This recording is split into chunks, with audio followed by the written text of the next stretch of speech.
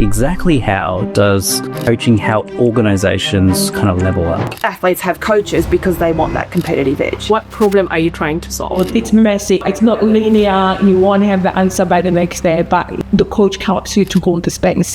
What are the sorts of questions that you're going to be asking, and what are the things that you're looking for? What is it that you want to see? Why are you investing in the coaching?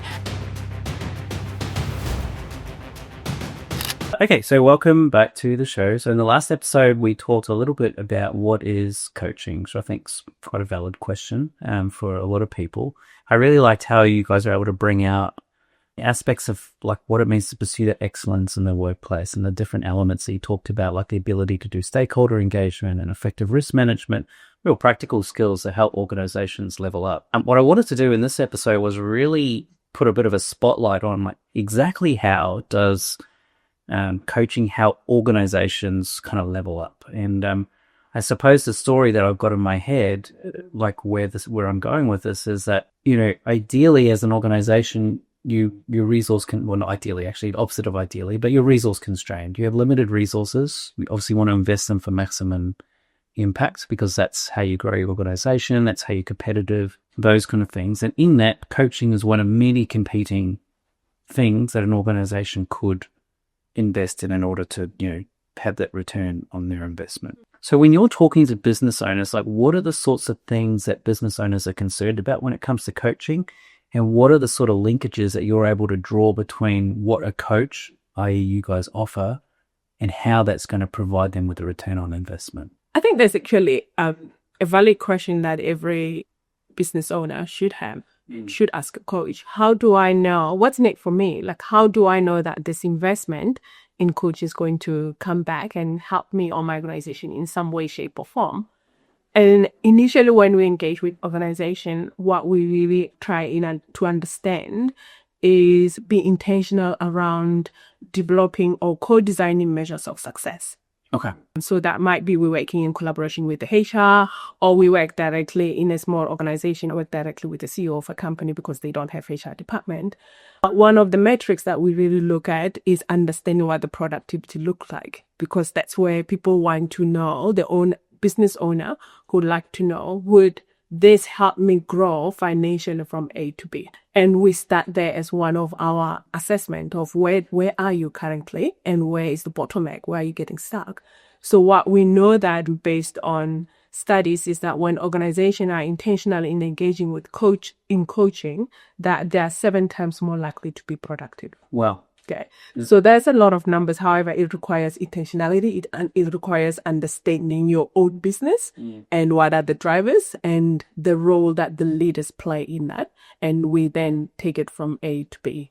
I think, James, in the last episode, we did make that analogy back to the athlete. And athletes have coaches because they want that competitive edge. They want to win.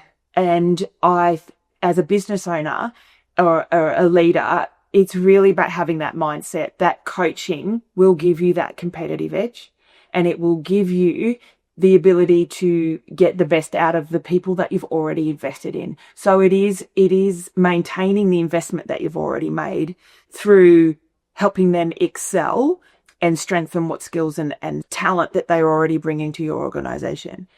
And so seeing coaching as a high impact business strategy is fundamental to the mindset in terms of getting those business metrics. While talking about some of the metrics that actually indicate your return of investment, retention is a big one that actually comes out a lot because we know how expensive it is to recruit and onboard your people. It takes, apart from time, it also takes so much in terms of dollar value. So the more you ensure that your people actually remain and are invested in the growth and success of the company, the better it is for the company in terms of the bottom line. Yeah. So one of the case study that actually stands out for me was that one of our local big banks, Westpac, did put about 500 of their leaders through a coaching program. And some of the results were quite outstanding. They had about 12% increase in terms of the mobility within. So a lot of people, about 12% of the managers actually got promotion. They had the biggest retention in that they've had in a long time. So they saw a lot of their leaders wanting to actually stay and be invested in carrying the vision of their organization forward, which is absolutely incredible when you see that value in terms of what it translates into dollars. When a coach, like when you guys go into an organization, so we talked a little bit how you try to link, I think, Sam, you said, figure out what their blockages are to moving forward and then come up with the evidence-based strategies to move businesses forward. Like, what does that practically look like? What are the sorts of questions that you're going to be asking, and what are the things that you're looking for? Well, I think the first question I'm always asking is what is it that you want to see? Why are you investing in the coaching? Because often if someone's made that decision to invest in the coaching, the need isn't to sell them on the coaching as a concept. It's what is it that you want as an outcome? So I think, and different organizations that we've worked with will have different answers to that, which is fine. And some organizations want to invest in a certain level of leadership. Some are doing it for a contained type of leadership program and acceleration program. And some want to implement a culture across their whole organization. So they will all have different metrics and different expectations from business. There needs to be some trust with the business owner and the coaches, because sometimes in those coaching sessions, it's not always going to be necessarily about the specifics of that outcome that the business owner has specified, but it is the thing that leader is struggling with in that moment. And so what's important there is, yes, it's results driven, it's future focused, it's all of those things, coaching, but it's also important that you are with the person where they're at. A particular issue and they need some clarity, or they need to cut through some complexity. It's important that you sit with them and help them get where they need to be. And even that conversation, it is contributing to a bigger picture, but not every conversation is going to be about the spread, the budget, but what you're building in that person who you're investing in is ability and skills and capability to start to navigate that complexity or the agility or the whatever it is you're requiring of them. They're building capability and being able to do that. So I think that's important as well. I totally understand. Like, I imagine, organization comes along, they've spent whatever amount of money to get coaches in, and they're like, oh, I'm just going to catch up with this person and just take coaching, find out about it. And it's just like, oh, my coaching session was great. We talked about blah, blah, blah, blah. But meanwhile, the business owner's like, no, that has nothing to do with the outcome. Yeah. But I mean, even in the bigger picture, it does, because obviously people who are performing more effectively, there's far more to their lives than whatever narrow focus, the business owner has.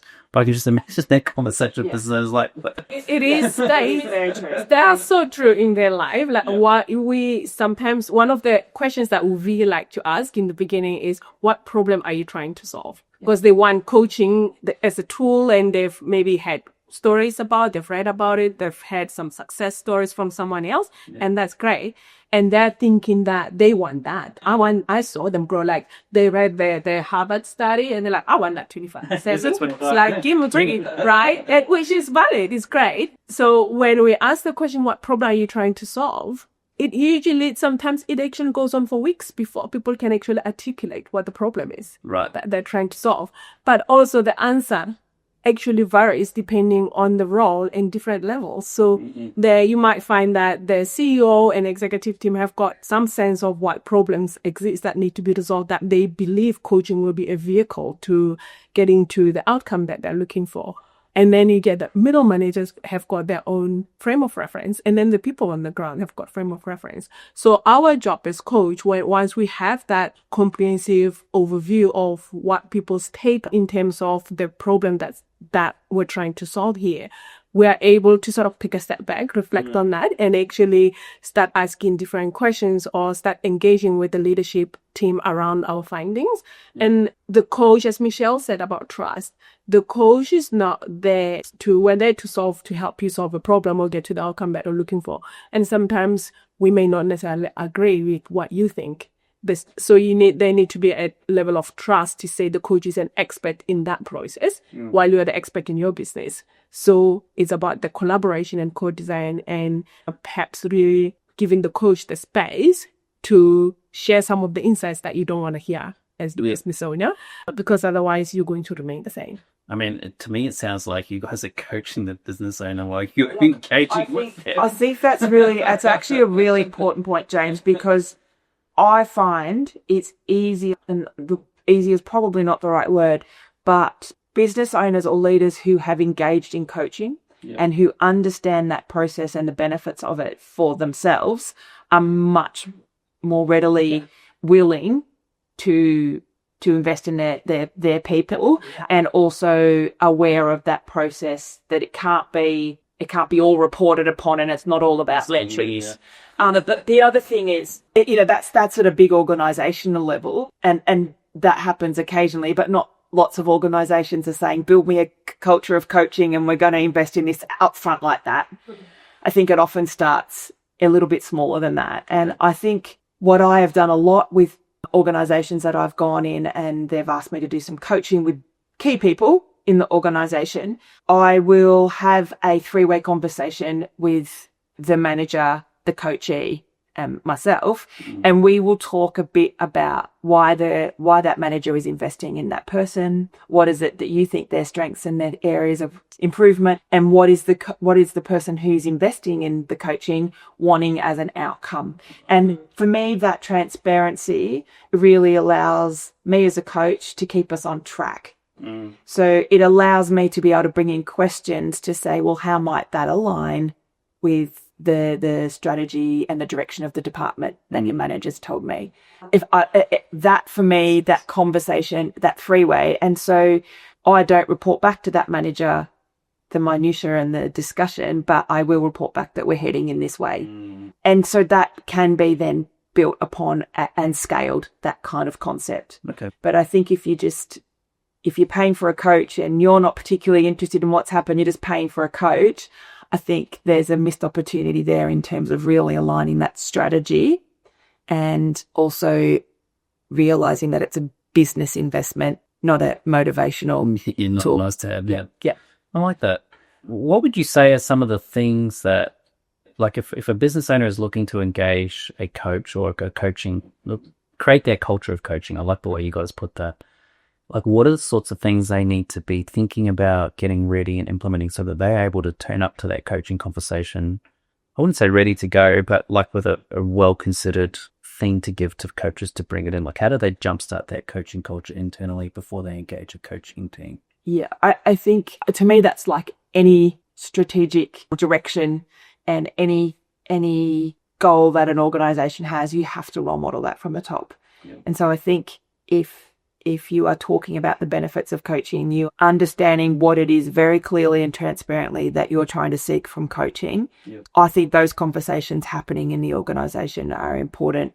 They're critical in terms of success of creating a culture of coaching. The other thing is, I don't think you can force this upon people. Yeah. Because coaching, when it's forced, it is while there's a facilitator, there has to be a willing participant. And if that person's holding back, or they don't trust the process, or they're skeptical, or they don't feel that they need a coach, then that's a wasted investment as well. So I think part of that readiness is setting the scene and setting the expectation in terms of what I expect to get from this coaching. But often I find you can do all of those things. The one thing that we often struggle with is people finding time for the coaching.